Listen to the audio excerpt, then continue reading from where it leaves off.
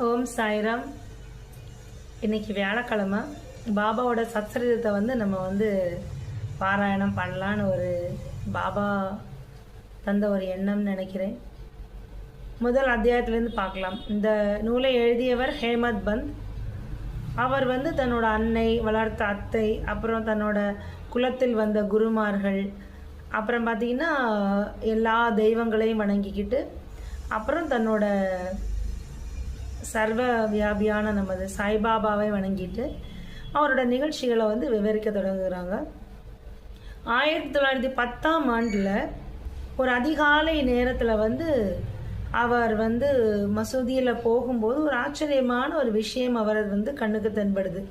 என்னென்னா, பாபா ஒரு சாக்கை விரித்து திருகைங்கிற அந்த இப்போ உள்ள மிக்சின்னு வச்சுக்கோங்களேன், திருகையை எடுத்து வச்சு ஒரு கை நிறைய கோதுமையை போட்டு அந்த கோதுமையை அரைக்க முற்படுறாங்க, அரைச்சிட்ருக்காங்க.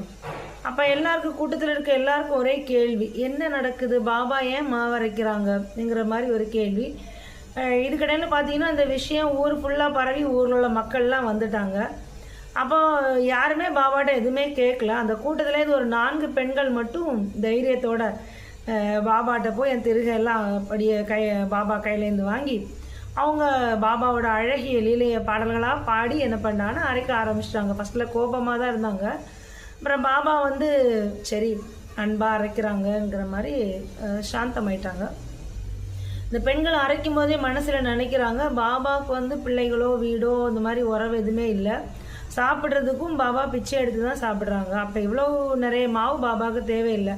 இப்போ நம்ம அன்பாக அரைச்சிட்டு இருக்கிறதுனால நமக்கு தான் அந்த மாவை கொடுக்க போகிறாங்கன்னு நினச்சிட்டு அரைச்சி முடித்த பிறகு இந்த 4 மாவை பங்கு வச்சு 4 பேர் எடுக்க ஆரம்பித்தாங்க. அது வரைக்கும் அமைதியாக இருந்த பாபா பெண்கள்கிட்ட சத்தம் போடுறாரு, பெண்களே இருங்க, என்ன பண்ணுறீங்க, பைத்தியம் பிடிச்சிருக்கா உங்களுக்கெல்லாம், நான் என்ன உங்கள்கிட்ட முன்னமே கடன் வாங்கியிருக்கேனா, இந்த மாவெல்லாம் நீங்கள் எடுத்துகிட்டு போகிறீங்கிற மாதிரி கேட்குறாரு.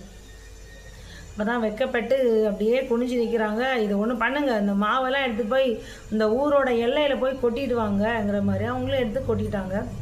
அப்போ எல்லோரும் என்னென்னா பாபாவோட இந்த செயலை பார்த்து இவர் கேட்குறாரு, என்ன கிராமத்தில் என்ன ஆயிட்டுன்னு கேட்குறாரு. அப்போ தான் சொல்கிறாங்க, கிராமத்தில் காலரா நோய் பரவிக்கிட்டு இருக்கு, இதை தடுக்கிறதுக்கு தான் பாபா அந்த மாதிரி பண்ணியிருக்கணுங்கிற மாதிரின்னு சொல்கிறாங்க.